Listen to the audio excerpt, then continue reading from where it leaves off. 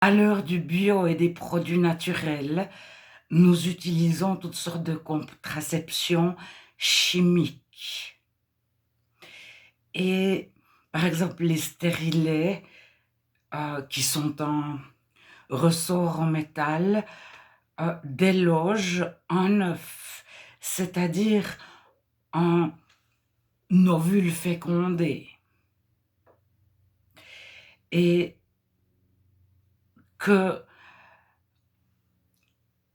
comment réfléchir à ce sujet? Alors nous avons des hormones et nous avons les hommes en prépuce et les femmes en hymen. Et lorsque le prépuce du jeune garçon n'est pas décollé, il est vierge, il ne s'est jamais masturbé.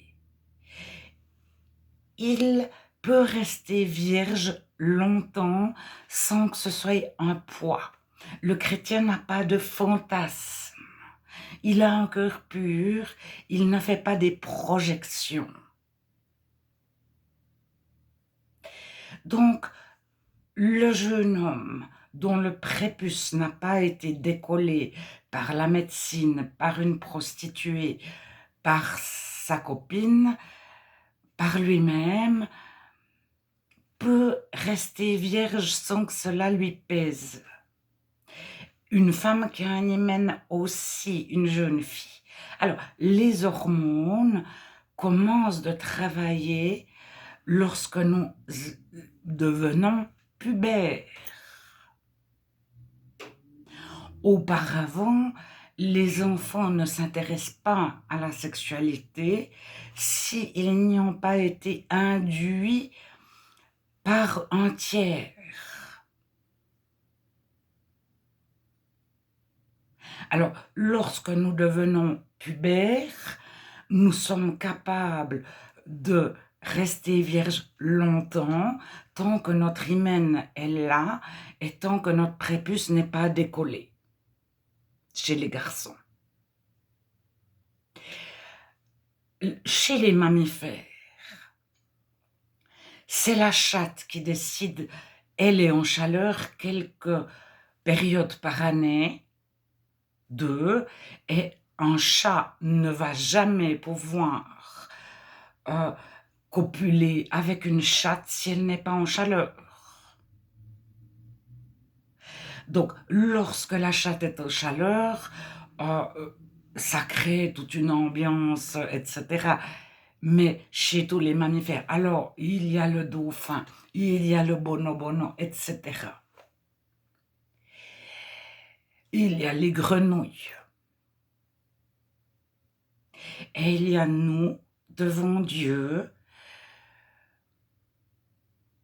Et il y a par exemple une méthode de contraception naturelle qui est de prendre la température de la femme tous les matins et de savoir qu'on sait qu'elle va être fertile. Parce une femme est fertile quelques jours par mois. Le reste du mois, elle ne tombe pas enceinte. Et c'est quelques jours par mois, elle est en chaleur. Mais pas le reste du mois. Alors, il y a des façons naturelles de se préserver. Alors, les femmes qui sont réglées tous les 28 jours, c'est très facile comme contraception. Mais chaque couple chrétien attend, est prêt à accueillir un enfant si la contraception n'a pas tout à fait fonctionné.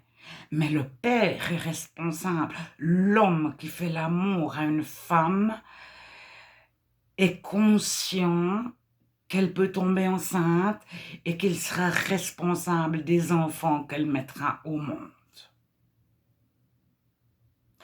L'homme chrétien qui a un cœur selon Dieu est conscient que lorsqu'il fait l'amour, il a 9 chances sur 10 de devenir père, ou 1 chance sur 2.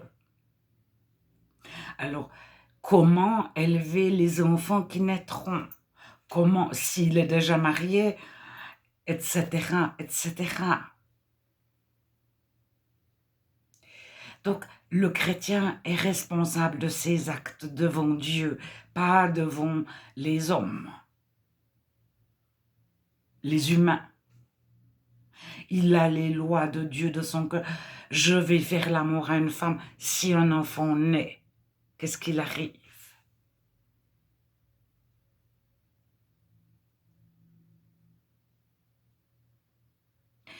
Et c'est ce qui est juste devant Dieu, peu importe les lois du pays et les époques, parce que en 1950 ou en 2000 ou en 2050 ou en 1900, dans un même pays, c'est différent. Alors, au moment où l'homme a un cœur pur devant Dieu, lorsqu'il voit une femme, déjà ses hormones, il est attiré hormonalement par des femmes qui ont des rondeurs, qui sont en âge d'accoucher.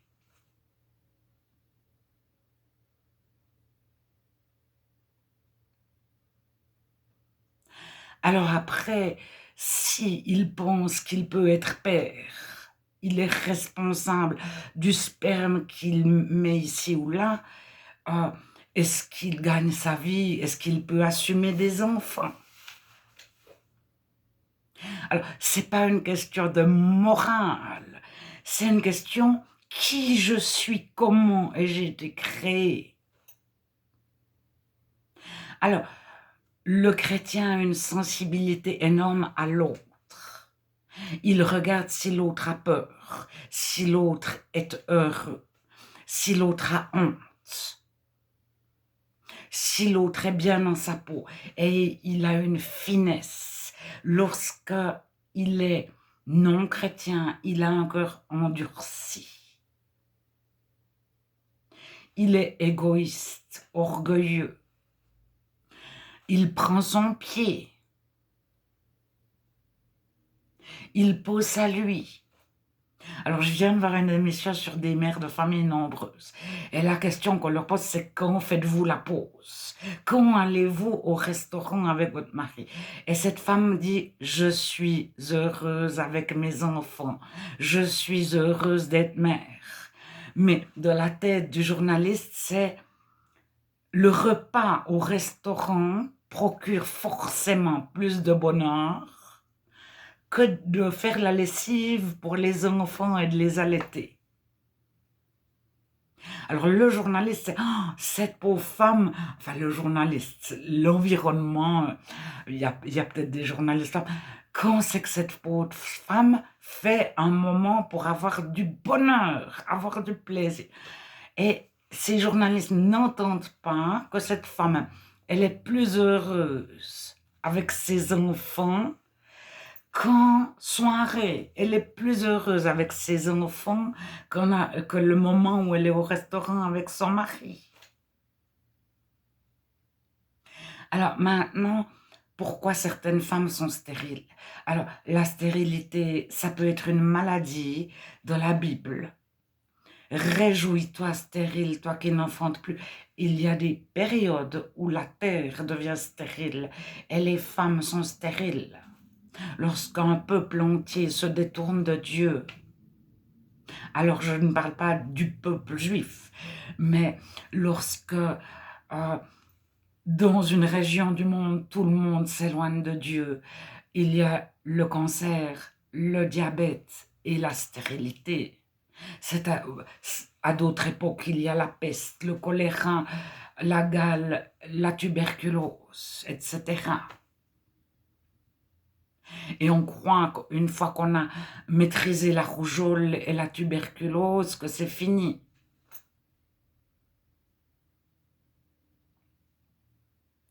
Alors, lorsque beaucoup de personnes retournent à Dieu, on est beaucoup plus en santé. Et certaines femmes sont stériles, elles peuvent, seules ou en couple, prendre soin d'autres. Elles ont du temps pour d'autres. Elles peuvent accueillir les enfants nés de des conditions terribles.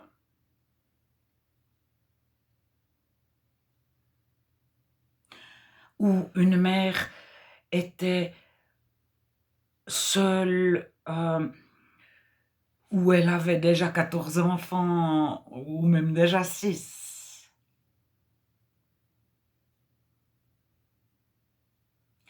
Alors, le départ, c'est l'écoute de l'autre. Lorsqu'un homme n'a pas le cœur endurci, il a un cœur débordant d'amour, il est à l'écoute de l'autre. Et le départ, c'est être responsable devant Dieu.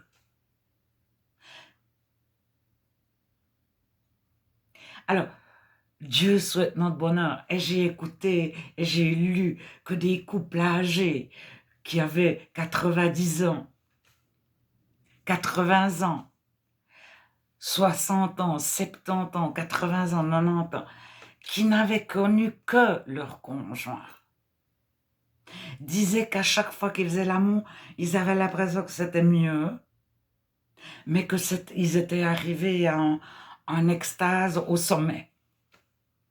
Si vous écoutez les puritains, ils font l'amour, c'est comme une peau de chagrin, ils ont toujours moins de plaisir.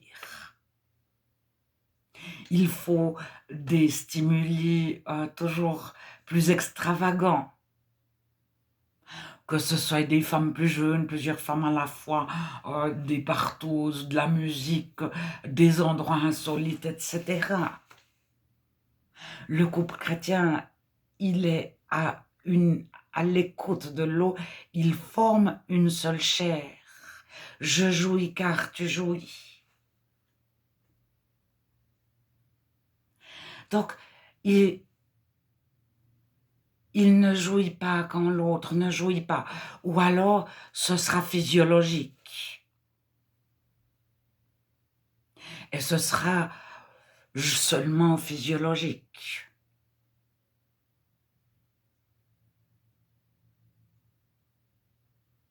Mais lorsque deux personnes forment une seule chair, c'est vraiment être la continuité de l'autre. Il faut l'avoir vécu pour le comprendre. Et c'est si l'autre est heureux, qu'on est heureux, mais on est heureux ensemble.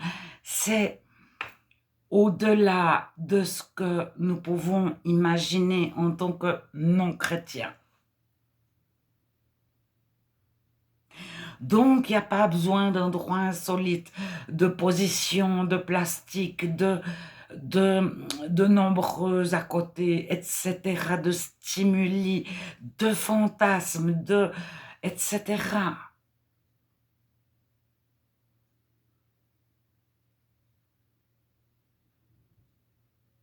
Il n'y a pas besoin de loi pour dire ce qui est juste, faux, mal, bien.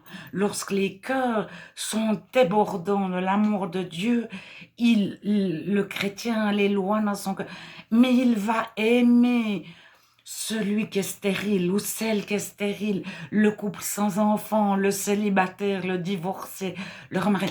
Paul, quand il arrive au début de l'Église, 1 Corinthiens 7. Il arrive chez les Corinthiens. Mais les Corinthiens, il n'y en a aucun qui est devenu chrétien en étant vierge.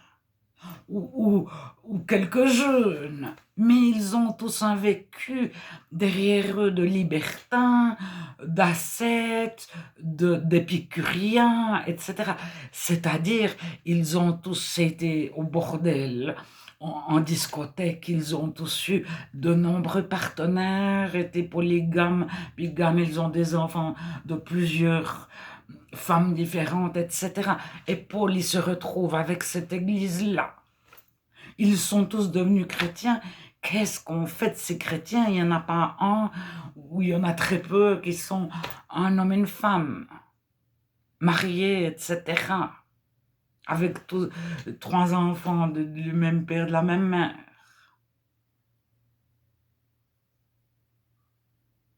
Alors, ça se retrouve lors des réveils.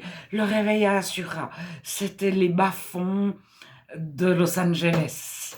tout le monde se convertit. Mais il y avait les 3 quarts, c'était des anciennes prostituées, des anciens proxénètes, des drogués, etc. Il y avait aucun qui ressemblait au modèle chrétien,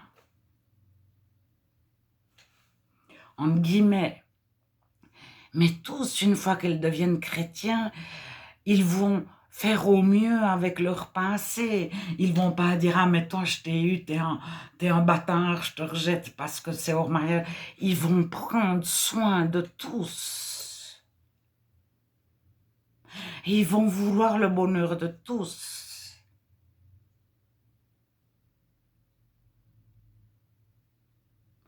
Puis alors après, en tant que parents, eh ben, ils disent à leurs enfants: Tu es responsable, toi le jeune homme, si une fille tombe enceinte».